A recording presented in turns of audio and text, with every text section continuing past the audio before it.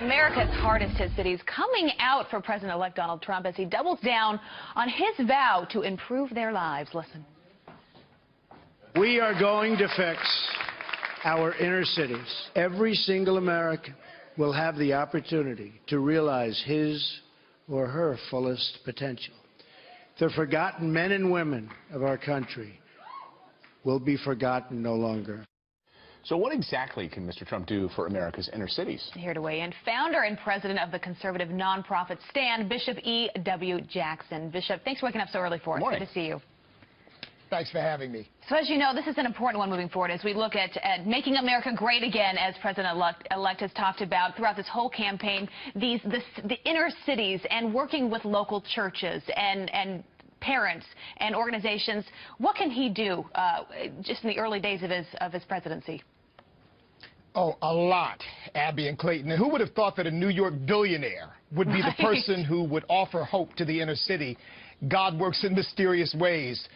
First of all, he can bring the private sector into these inner cities, and he's talked about doing that. I would encourage people to read the speech that he gave in Charlotte and read his New Deal for Black America. Bringing corporations in and getting government out of the way will allow the economic and entrepreneurial spirit in these communities, and it's there, but we just have to unleash it. It will allow that to emerge. I think that's the first thing. That'll create jobs and create opportunity for people who now feel hopeless. Now, Bishop, looking at some of these exit polls, pretty remarkable compared to 2012, what Trump was able to do over Mitt Romney in the Hispanic vote, 29% to 27% for Romney.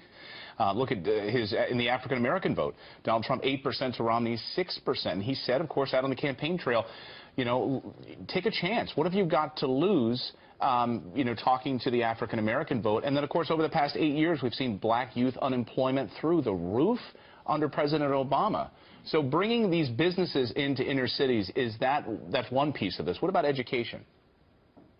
Oh, of course, Donald Trump talks about school choice. And look, those of us who really care about the education of people in the community, rather than just pounding the issue of race and racism and everything is a matter of race, we've been talking about parental choice in education for years.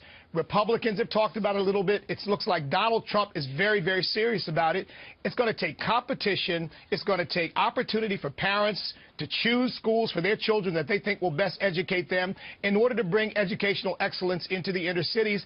And that is essential to seeing these communities turned around. Look, here's my concern. Are we going to be 50 years from now having this same discussion about poverty, about crime, about murders in the inner cities of our community, of our country?